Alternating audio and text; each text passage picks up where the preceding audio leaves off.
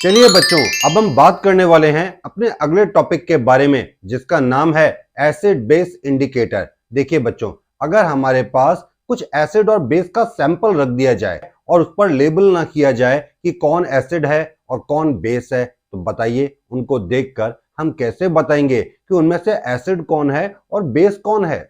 इसका मतलब हमें यहाँ पर डेफिनेटली कोई ना कोई टेस्ट परफॉर्म करना होगा, कोई ऐसा तरीका देखना होगा जिसकी मदद से हम ये बात पता लगा पाएं कि इनमें से एसिड कौन है और बेस कौन है। और बच्चों, जिन सब्सटेंस का हम यूज करेंगे, जिन सब्सटेंस की हम मदद लेंगे, हेल्प लेंगे ये पता करने में कि ये जो सब्सटेंस हमारे सामने रखे हैं ये नेचर वाइज एसिडिक है या बेसिक है, बच्चों उन सब्सटेंस को हम एसिड बेस इंडिकेटर बुलाएंगे। ध्यान रखना, एसिड बेस इंडिकेटर हम उन मटेरियल्स को बोलते हैं जो हमारी मदद करते हैं ये पता लगाने में कि जो भी चीजें हमारे सामने रखी गई हैं वो नेचर वाइज एसिडिक हैं या बेसिक हैं। तो बच्चों, ऐसे ही कुछ इंडिकेटर्स के बारे में आज के टॉपिक में हम बात करने वाले हैं। तो बच्चों, मैं आपको बता दूं कि एसिड बेस इंडिकेटर जनरली दो टाइप के होते हैं, एक नेचुरल और एक सिंथेटिक। सबसे पहले मैं नेचुरल इंडिकेटर की बात करता हूं। ये वो एसिड बेस इंडिकेटर होते हैं जिनको हमने नहीं बनाया है, जो नेचर से ऑब्टेन किए गए हैं। और अगर मैं सिंथेटिक इंडिकेटर की बात करूं बच्चों, तो ये वो इंडिकेटर हैं जिन्हें आप मैन मेड इंडिकेटर भी बोल सकते हैं, क्योंकि इनको हमने बनाया है, ये नेचर वाइज आर्टिफिशियल हैं, सिंथेटिक हैं। तो बच्चों, जरा समझा जाए कि ये इंडिकेटर एक्चुअली काम कैसे करता है। चाहे अब आप नेचुरल इंडिकेटर की बात करें या आप सिंथेटिक इंडिकेटर की बात करें, ये इंडिकेटर एक्चुअली काम कैसे करते हैं और कैसे हमारी मदद करते हैं, जिससे हमें ये पता चल जाता है कि कोई भी गिवन मटेरियल एसिडिक है नेचर वाइज या बेसिक है। तो बच्चों, मैं आपको बता दूं कि हमें इन मटेरियल्स को, जिन इंडिकेटर्स की हम बात कर रहे हैं, इन इंडिकेटर्स को हमें अपने मटेरियल्स के अंदर, अपने सॉल्यूशंस के अंदर डालना होगा। अगर आप कोई मान लीजिए सैंपल लेकर आए हैं और पता करना चाहते हैं कि यह सैंपल नेचर वाइज एसिडिक है या बेसिक है, तो आपको अपने इंडिकेटर्स को इसके अंदर डालना होगा। अब उससे क्या होगा, तो बच्चों मैं आपको बताऊं कि जब आप अपने एसिड बेस इंडिकेटर को इस सब्सटेंस के अंदर, इस सॉल्यूशन के अंदर डालेंगे तो क्या होगा। हो सकता है आपको कुछ कलर में चेंज देखने को मिल जाए, कोई नए टाइप का कलर दिख रहा हो यहाँ पर, या फिर हो सकता है कि कुछ स्मेल में आपको चेंजेस देखने को मिल जाएं, जो कुछ भी हो सकता है। ये कलर में चेंज हो सकता है, ये स्मेल में चेंज हो सकता है, और उस चेंज की मदद से हम ये बात पता लगा लेते हैं कि ये जो गिवन सैंपल हमारे सामने रखा गया है ये नेचर वाइज एसिडिक है या बेसिक। क्योंकि एसिड के केस में हो सकता है कोई अलग टाइप का कलर दिख रहा हो और बेस के केस में कोई अलग टाइप का कलर दिख रहा हो। वैसे ही एसिड के केस में कोई अलग टाइप की स्मेल हो सकती है या बेस के केस में कोई अलग टाइप की स्मेल हो सकती है। तो कहने का मतलब क्या हो गया कि जब हम अपने गिवन सैंपल में एसिड बेस इंडिकेटर को डालते हैं तो कलर में या फिर स्मेल में कुछ चेंजेस देखने को मिलते हैं, और उसी चेंजेस की मदद से हम ये बात पता लगा लेते हैं कि हमारा सैंपल नेचर वाइज एसिडिक है या बेसिक है। तो बच्चों, इसी बेसिस पर मैं नेचुरल इंडिकेटर को भी दो पार्ट्स में क्लासिफाई कर देता हूं। कुछ नेचुरल इंडिकेटर ऐसे होंगे जो on the basis of colour change हमें यह बताएंगे कि हमारे सैंपल एसिडिक है या बेसिक है, या फिर कुछ नेचुरल इंडिकेटर ऐसे भी हो सकते हैं जो स्मेल के बेसिस पर भी हमारी मदद करेंगे ये पता लगाने में कि हमारे मटेरियल नेचर वाइज एसिडिक है या बेसिक है। मतलब हम नेचुरल इंडिकेटर्स को दो कैटेगरी में बांट रहे हैं, एक कलर चेंज के बेसिस पर और एक स्मेल चेंज के बेसिस पर। बच्चों, ये बात ध्यान रहे कि जिन नेचुरल इंडिकेटर्स को आपने on the basis of smell change की कैटेगरी में रखा है, जो स्मेल की मदद से हमें बताएंगे कि हमारे सैंपल एसिडिक हैं या बेसिक हैं, बच्चों ऐसे इंडिकेटर्स को हम ऑल फैक्ट्री इंडिकेटर्स के नाम से भी जानते हैं। इसके अलावा बच्चों, अगर मैं सिंथेटिक इंडिकेटर की बात करूं तो मैं आपको बता दूं कि सिंथेटिक इंडिकेटर कलर चेंज के बेसिस पर ही काम करते हैं। यहाँ पर हम स्मेल वाला प्रोसीजर यूज नहीं करवा रहे हैं। तो चलिए सबसे पहले नेचुरल इंडिकेटर से स्टार्ट करते हैं और कलर चेंज वाले बेसिस पर सबसे पहले काम करेंगे, यानी कि ऐसे नेचुरल इंडिकेटर की बात करेंगे जो on the basis of colour change हमें ये हेल्प करेंगे बताने में कि हमारे सैंपल नेचर वाइज एसिडिक है या बेसिक है। तो इस कैटेगरी में बच्चों हम सबसे पहले बात करेंगे लिटमस के बारे में। अब लिटमस के बारे में तो आपने डेफिनेटली पहले पढ़ा भी होगा और डेफिनेटली सुना भी होगा। अब लिटमस क्या है मैं आपको बता दूं, ये एक तरीके की बच्चों डाई होती है जो लिचेन नाम के एल्गी से एक्सट्रैक्ट की गई है।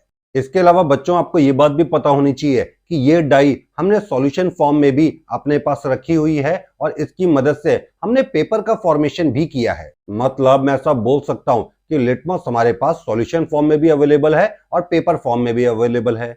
अब अगर मैं लिटमस के सॉल्यूशन फॉर्मेट की बात करूं बच्चों, तो लिटमस का जो सॉल्यूशन है वो जनरली पर्पल कलर का होता है। तो बच्चों मान लेते हैं कि हमारे पास दो सैंपल रखे हुए हैं और हमें ये नहीं पता है कि इन दोनों सैंपल में से कौन एसिड है और कौन बेस है। अभी इन दोनों सैंपल में कोई ना कोई एक एसिड होगा और कोई ना कोई एक बेस है, लेकिन हमें पता नहीं है क्योंकि इसके ऊपर लेबलिंग तो की नहीं गई है। तो हमें क्या करना है, अभी हमें लिटमस सॉल्यूशन की हेल्प से पता करना है कि इनमें से एसिड कौन है और बेस कौन है। तो आप एक काम करिए बच्चों कि आप दोनों के अंदर एक एक दो दो ड्रॉप लिटमस सॉल्यूशन का डाल दीजिए। जैसे ही आप ऐसा करेंगे तो आप देखेंगे कि किसी एक में कलर चेंज होकर रेड हो गया है और किसी एक में कलर चेंज होकर ब्लू हो गया है। तो अभी जिसके अंदर रेड कलर आ रहा है वो हमारा एसिड है और जिसके अंदर ब्लू कलर इंडिकेट हो रहा है वो हमारा बेस है। तो बच्चों शायद आपको ये बात समझ में आ रही होगी कि जो लिटमस सॉल्यूशन है वो जनरली पर्पल कलर का होता है और अगर आप उसको एसिड में डाल दें तो उसका कलर चेंज होकर रेड में कन्वर्ट हो जाता है और अगर आप उसको बेस में डालते हैं तो उसका कलर चेंज होकर ब्लू में कन्वर्ट हो जाता है। तो यहाँ पर हम कलर को आइडेंटिफाई करके ये बात पता लगा लेते हैं कि हमारे सैंपल में कौन था एसिड और कौन था बेस। बच्चों इसी तरह हमारे पास लिटमस पेपर फॉर्म में भी अवेलेबल है। अब मैं बता दूं कि लिटमस के पेपर भी हमारे पास दो टाइप के अवेलेबल है, एक रेड लिटमस पेपर और एक ब्लू लिटमस पेपर। बच्चों जो रेड लिटमस पेपर है वो बेस की टेस्टिंग के लिए है, अगर आप उसको एसिड में डालेंगे तो वो कोई कलर चेंज नहीं दिखाएगा। ध्यान रहे, रेड लिटमस पेपर को एसिड में डालने पर वो कोई कलर चेंज नहीं करता है और अगर आप उसको बेस में डालते हैं तो रेड लिटमस पेपर का कलर चेंज हो जाएगा और ब्लू में कन्वर्ट हो जाएगा। बच्चों ठीक वैसे ही आप ब्लू लिटमस पेपर का यूज करके एसिड की टेस्टिंग कर सकते हैं। आप ये पता कर सकते हैं कि आपका जो मटेरियल है वो एसिडिक है या नहीं, क्योंकि एसिड के साथ हमारा ब्लू लिटमस पेपर अपना कलर चेंज कर देता है और रेड में कन्वर्ट हो जाता है। लेकिन अगर आप ब्लू लिटमस पेपर को बेस के अंदर डालेंगे तो वो कोई भी कलर चेंज नहीं दिखाएगा, वो ब्लू था ब्लू ही रहेगा। तो बच्चों मैं इन शॉर्ट ऐसा बोल सकता हूं कि लिटमस हमारे पास सॉल्यूशन और पेपर दोनों फॉर्म में अवेलेबल है। आप दोनों में से जो भी फॉर्मेट यूज करना चाहते हैं फॉर एसिड बेस आइडेंटिफिकेशन के लिए आप कर सकते हैं। इसके अलावा भी बच्चों और भी बहुत सारे नेचुरल टाइप के एसिड बेस इंडिकेटर होते हैं, जैसे कि रेड कैबेज लीफ एक्सट्रैक्ट। अगर आप रेड कैबेज के लीफ का कुछ एक्सट्रैक्शन बाहर निकालते हैं और उससे भी एक सॉल्यूशन बनाते हैं तो मैं आपको बता दूं कि वो सॉल्यूशन भी जनरली पर्पल कलर का होता है। और अगर बच्चों इस सॉल्यूशन को आप एसिड में डालते हैं तो एसिड के अंदर ये रेड कलर शो करेगा और अगर आप बेस में डालते हैं तो उसके अंदर ये ब्लूइश ग्रीन कलर शो करेगा। अब यहाँ पर कुछ बच्चों के दिमाग में क्या आ रहा होगा, सर हमें पहले से तो पता नहीं है कि एसिड कौन है और बेस कौन है। तो सही बात है, हमें नहीं पता। आपको तो जो आपके पास सैंपल है उन दोनों में डाल देना है सॉल्यूशन। जिसमें रेड कलर दिख गया वो एसिड है और जिसमें ब्लूइश ग्रीन कलर आ गया वो बेस है। इसके अलावा बच्चों आप टर्मरिक पाउडर का भी यूज कर सकते हैं जो कि येलो कलर का होता है, घर में आपने देखा भी होगा। वो भी एक तरीके का नेचुरल एसिड बेस इंडिकेटर है। बच्चों अगर इसको भी आप एसिड में डालते हैं तो कोई कलर चेंज नहीं होगा। टर्मरिक येलो थी पहले भी, एसिड के अंदर डालने के बाद भी वो येलो कलर ही शो करेगी। लेकिन अगर आप उसको बेस में डालते हैं तो आपको रेडिश कलर शो होने लगेगा। तो इस कलर चेंज के बेसिस पर हमें यह पता चल जाएगा कि हमारा गिवन सैंपल एसिड है या बेस है। तो बच्चों उम्मीद करता हूं कि ये नेचुरल इंडिकेटर जो कलर चेंज के बेसिस पर एसिड बेस का आइडेंटिफिकेशन दिखाते हैं ये आपको समझ में आ रहा होगा। अब चलिए हम उन नेचुरल इंडिकेटर की बात कर ले जो स्मेल के बेसिस पर हमें मदद करेंगे एसिड बेस आइडेंटिफाई करने के लिए, जिन्हें हमने ऑल फैक्ट्री इंडिकेटर का नाम भी दिया था। बच्चों इस कैटेगरी में मैं आपको तीन मेन लिस्ट बता देता हूं। एक ऑनियन ऑर्डर्ड क्लॉथ स्ट्रिप। अब आप सोच रहे होंगे कि ये कैसी क्लॉथ स्ट्रिप है, तो मैं बता दूं बच्चों कि ये कपड़े का एक छोटा सा टुकड़ा है जिससे प्याज की, ऑनियन की स्मेल आ रही है। अब ये करने के लिए आप क्या कर सकते हैं कि आप एक क्लॉथ ले लीजिए, उसके अंदर आप ऑनियन को थोड़ा सा ग्राइंड करके पीस कर उसके अंदर डाल दें, बढ़िया से कपड़े को पैक कर दें, बंद कर दें और उसको एक रात के लिए आप रेफ्रिजरेटर में रख दीजिए। अगले दिन सुबह जब आप उस क्लॉथ को बाहर निकालें तो उस ऑनियन को हटा देना और उस क्लॉथ को आप यूज कर लेना। उस क्लॉथ के अंदर से स्मेल आ रही होगी ऑनियन की, उसी क्लॉथ को मैं क्या बुला रहा हूं, ऑनियन ऑर्डर्ड क्लॉथ स्ट्रिप। एक कपड़े का छोटा टुकड़ा जिससे प्याज की स्मेल आ रही हो, वो हमारे लिए as a acid base indicator यहाँ पर यूज होने वाला है। तो एक तो हमने वो ले लिया। इसके अलावा बच्चों आप चाहें तो क्लोव ऑयल का भी यूज कर सकते हैं, यानी कि लौंग का तेल, या आप वेनिला एसेंस भी यूज कर सकते हैं। जो मैंने आपको यहाँ पर तीन नाम दिखाए हैं, इन तीनों को हम ऑल फैक्ट्री इंडिकेटर बुलाते हैं। ये तीनों अपने अपने लेवल पर स्मेल की बेसिस पर हमारी मदद करते हैं ये बात पहचान करने में कि कौन एसिड है और कौन बेस है। तो बच्चों सबसे पहले मैं ऑनियन ऑर्डर्ड क्लॉथ स्ट्रिप की बात कर लेता हूं। फिर से मान लेते हैं आपके पास दो सैंपल हैं, अब आपको पता नहीं है उन दोनों सैंपल में एसिड कौन है और बेस कौन है। तो अभी दोनों सैंपल में आप कपड़े का दो टुकड़ा कर दो, दो पार्ट्स में उस क्लॉथ को ब्रेक कर दो और दोनों के अंदर, दोनों एसिड और बेस के नाम पर जो भी आपके पास सैंपल है उसके अंदर ये क्लॉथ स्ट्रिप डाल दीजिए। अब डालने के बाद आप इस क्लॉथ स्ट्रिप को बाहर निकालिए और उसके बाद स्मेल करके देखिए।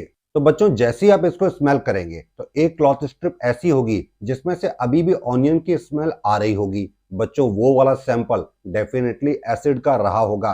एसिड वाले सैंपल के अंदर जो क्लॉथ डाला गया होगा वही क्लॉथ से अभी भी ऑनियन की स्मेल आ रही होगी। लेकिन वहीं पर बच्चों अगर मैं दूसरे क्लॉथ स्ट्रिप को स्मेल करके देखूं तो मुझे क्या पता चलेगा कि उसके अंदर से अब ऑनियन की स्मेल नहीं आ रही है। तो बच्चों डेफिनेटली उसको हमने जिस सैंपल में डाला होगा वो नेचर वाइज बेस रहा होगा। तो बच्चों मैं ऐसा बोल सकता हूं कि एसिड के केस में तो स्मेल जो है पहले जैसी ही रहती है, स्मेल में कोई इफेक्ट नहीं पड़ता। जो स्मेल पहले आ रही थी वही स्मेल अभी भी रिटेन रहेगी, लेकिन बेस के केस में जो स्मेल है वो लूज हो जाती है। और बच्चों यही कॉन्सेप्ट क्लोव ऑयल और वनीला एसेंस के केस में भी है। अगर आप क्लोव ऑयल को और वनीला एसेंस को भी किसी भी दो सैंपल में डालते हैं तो अगर वो सैंपल नेचर वाइज एसिडिक रहा होगा तो क्लोव ऑयल या वनीला एसेंस की स्मेल आएगी, और अगर वो सैंपल बेस रहा होगा तो उस केस में क्लोव ऑयल की जो स्मेल है वो चली जाएगी, या अगर आपने वनीला एसेंस डाला है तो उसकी स्मेल चली जाएगी। तो इसका मतलब बच्चों आपको बात क्या ध्यान में रखनी है कि अगर स्मेल आ रही है अभी भी पहले वाली ही तो डेफिनेटली वो सैंपल एसिड है, और अगर स्मेल लूज हो गई है, स्मेल जा चुकी है,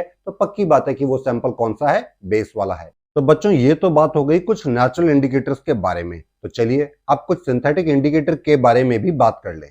तो बच्चों मैं ये आपको बता चुका हूं कि जो सिंथेटिक इंडिकेटर हैं वो on the basis of colour change हमारी मदद करेंगे कि एसिड कौन है, बेस कौन है, ये बात पहचानने में। और बच्चों मैं आपको बता दूं कि हमारे पास दो सिंथेटिक इंडिकेटर अवेलेबल हैं, एक मिथाइल ऑरेंज और एक फिनोफ्थलीन। अब सबसे पहले मिथाइल ऑरेंज की बात करूं तो डेफिनेटली इसका जो नेचुरल कलर है वो ऑरेंज टाइप का है, लेकिन अगर आप इसको एसिड में डालते हैं तो ये रेड कलर इंडिकेट करेगा, और अगर बेस के अंदर डालते हैं तो ये येलो कलर शो करता है। ठीक इसी तरह बच्चों अगर मैं फिनोफ्थलीन की बात करूं तो फिनोफ्थलीन कलरलेस होता है। अगर आप इसको एसिड में डालेंगे तो उस केस में भी ये आपको कलरलेस ही दिखेगा, कोई आपको कलर में चेंज नहीं दिखेगा। लेकिन अगर आप इसको बेस में डालते हैं बच्चों तो आपको पिंक कलर दिखने लगता है। तो बच्चों ध्यान रहे कि हमारे पास ये दो मिथाइल ऑरेंज और फिनोफ्थलीन दो हमारे पास आर्टिफिशियल इंडिकेटर हैं सिंथेटिक नेचर वाले। बच्चों इसके अलावा भी हमारे पास एक आर्टिफिशियल यानी कि एक सिंथेटिक इंडिकेटर और भी है जिसके बारे में मैंने अभी तक बात नहीं किया है। वो भी कलर चेंज के बेसिस पर ही हमारी मदद करता है कि एसिड कौन है और बेस कौन है पहचानने में, लेकिन वो वाला इंडिकेटर बच्चों बहुत ज्यादा बेटर माना जा सकता है बाकियों के कंपैरिजन में, और नाम है उसका यूनिवर्सल इंडिकेटर। बच्चों ये जो यूनिवर्सल इंडिकेटर है ये कई डिफरेंट डाइस के कॉम्बिनेशन से बनाया गया सब्सटेंस है, और इसकी मदद से बच्चों आप ये तो पता कर ही सकते हैं कि कोई सैंपल एसिडिक है नेचर वाइज या बेसिक है, बल्कि ये भी पता कर सकते हैं कि वो कितना ज्यादा एसिडिक है या कितना ज्यादा बेसिक है। यानी कि आप काफी हद तक स्ट्रेंथ का भी आइडिया लगा सकते हैं इस इंडिकेटर की मदद से। जैसा कि आप अभी तक बाकी इंडिकेटर्स के बारे में पढ़ रहे थे उनसे आपको सिर्फ ये पता चल रहा था कि कौन एसिडिक नेचर का मटेरियल है, कौन बेसिक है, लेकिन कोई सब्सटेंस कितना ज्यादा एसिडिक है, कम एसिडिक है या ज्यादा एसिडिक है, कम बेसिक है या ज्यादा बेसिक है, इस बात की कुछ जानकारी नहीं मिल पा रही थी। और बच्चों इस यूनिवर्सल इंडिकेटर की मदद से हमें ये इंफॉर्मेशन मिल जाती है कि हमारे जो मटेरियल नेचर वाइज एसिडिक या बेसिक हैं उनकी स्ट्रेंथ कैसी है, वो ज्यादा एसिडिक हैं या ज्यादा बेसिक है। यह आइडिया हमें यूनिवर्सल इंडिकेटर से मिलता है। तो आप समझ पा रहे होंगे कि क्यों यूनिवर्सल इंडिकेटर हमारे लिए इतना इंपॉर्टेंट है। अब बच्चों जब भी आप यूनिवर्सल इंडिकेटर को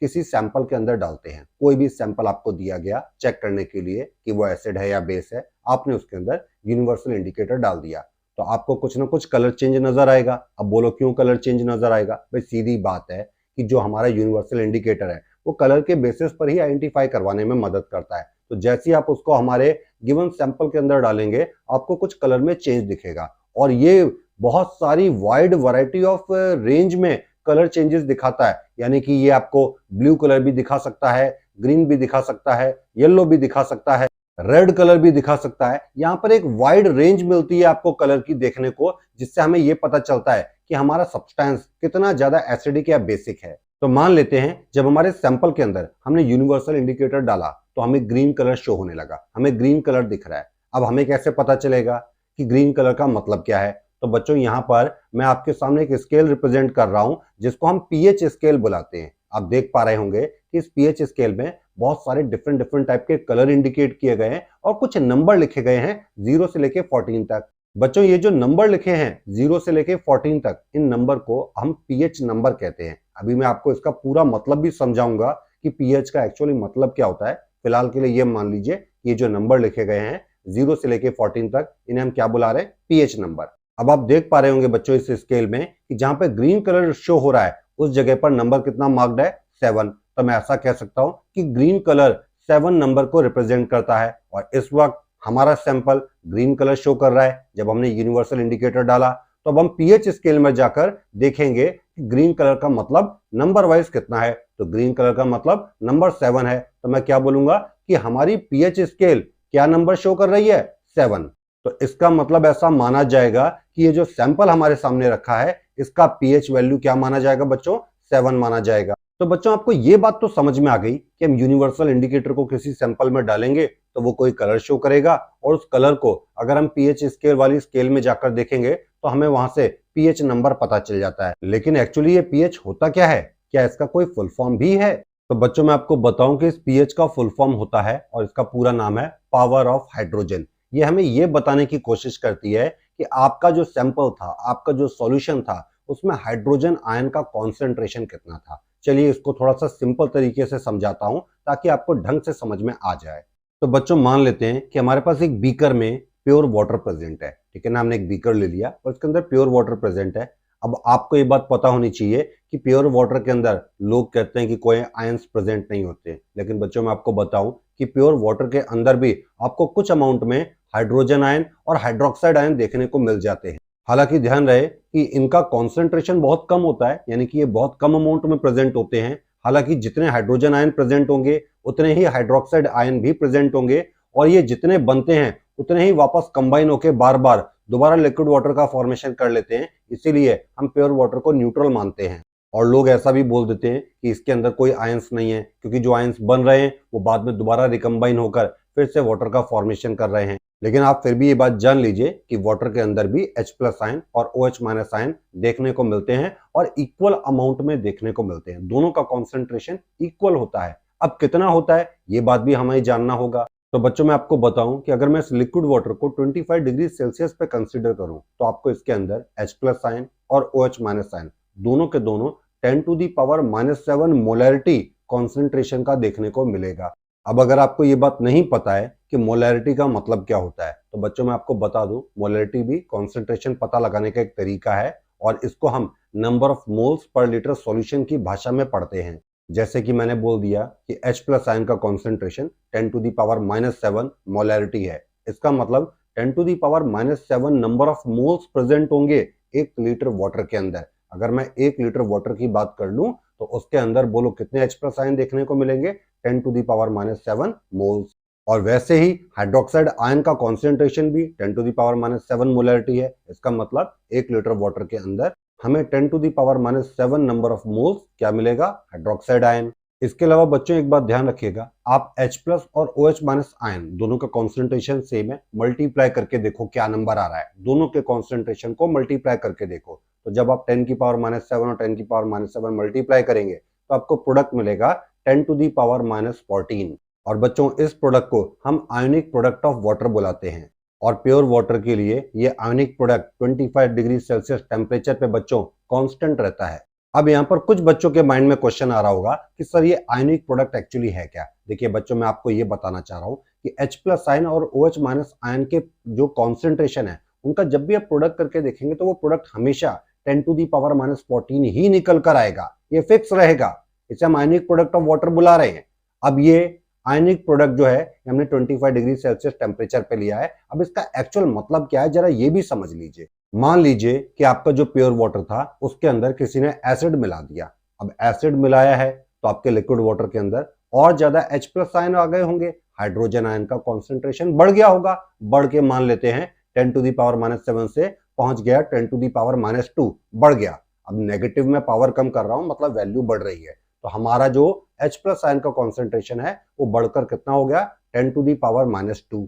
तो अभी पहले तो आपके लिक्विड वाटर के अंदर H+ आयन और OH- आयन का कॉन्सेंट्रेशन बराबर था, लेकिन जब आपने उसके अंदर एसिड डाल दिया तो अब तो कॉन्सेंट्रेशन बराबर नहीं है, अब H+ आयन ज्यादा हो गए हैं। तो इसका मतलब हाइड्रोक्साइड आयन कम हो गए होंगे।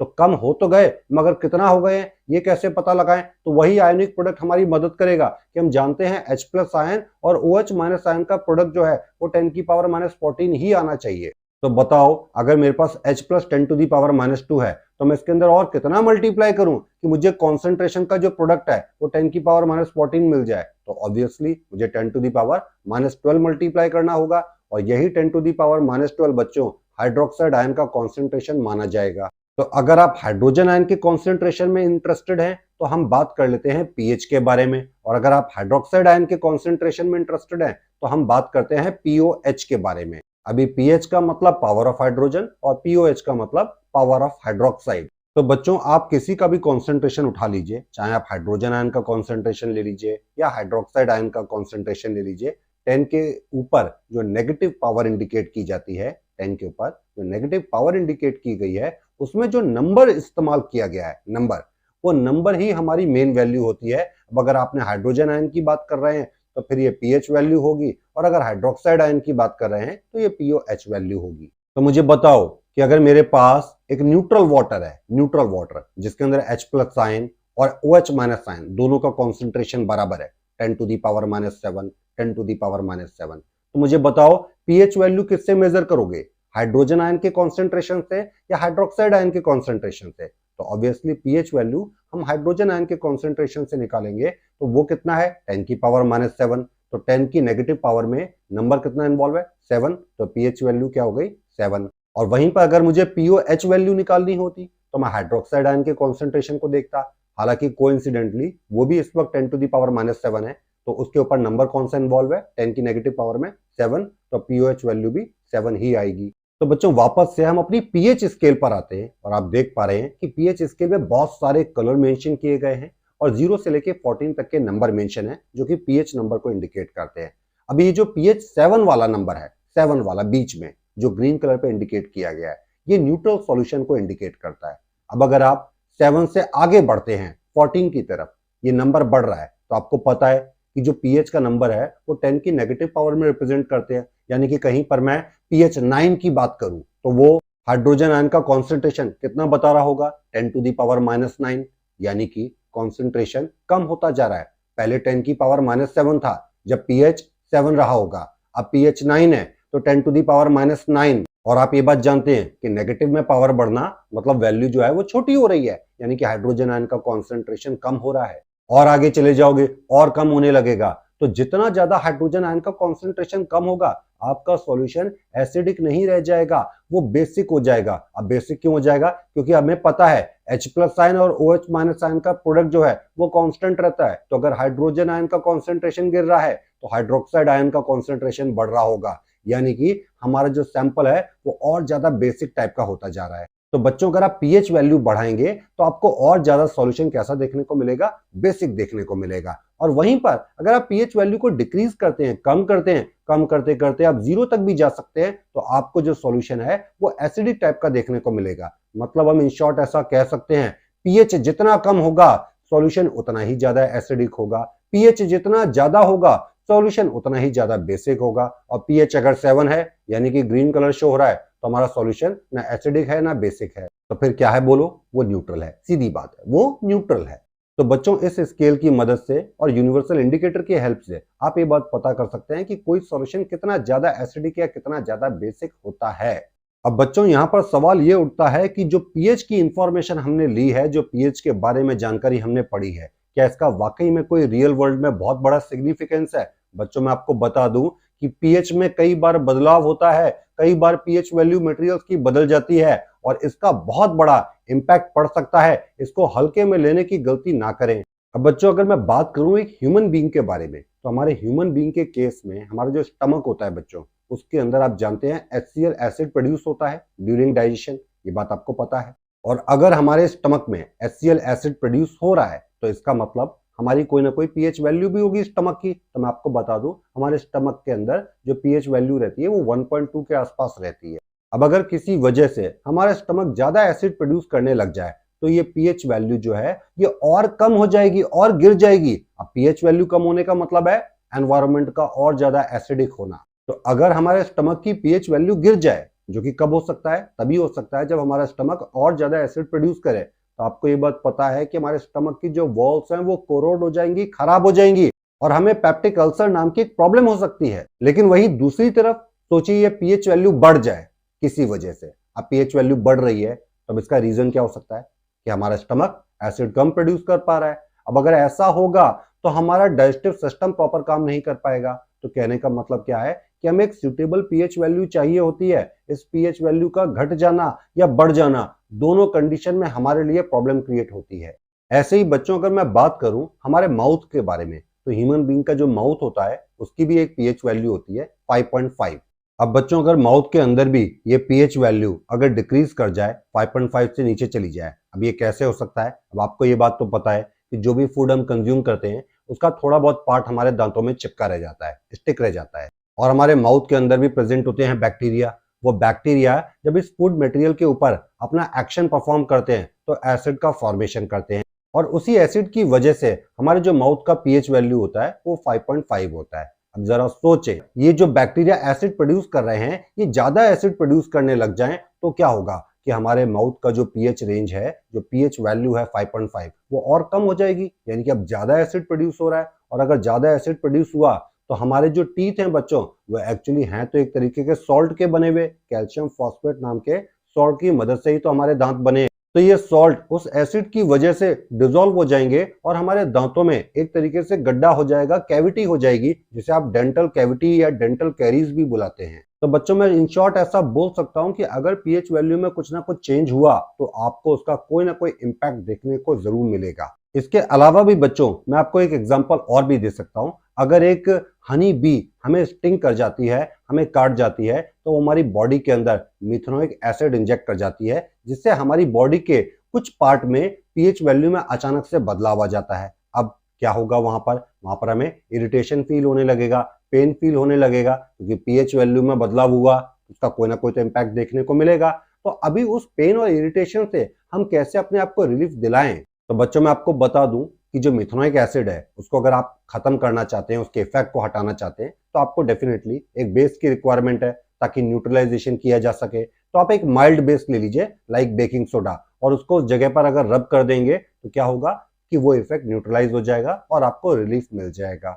इसके अलावा बच्चों, अगर कोई वास्प भी हमें कई बार स्टिंग कर जाए तो वो भी हमारी बॉडी के अंदर एक एल्कलाइन केमिकल इंजेक्ट कर देता है। तो अभी उससे अगर रिलीफ पाना है तो आपको कोई ना कोई माइल्ड एसिड रब करना होगा, क्योंकि उसने तो आपकी बॉडी में बेस इंजेक्ट किया है। तो बच्चों, आप कोई भी माइल्ड एसिड ले लीजिएगा, लाइक विनेगर। तो आप अगर विनेगर को उसके ऊपर रब करते हैं तो क्या होगा, फिर से वही न्यूट्रलाइजेशन इफेक्ट होगा और आपको रिलीफ मिल जाएगा।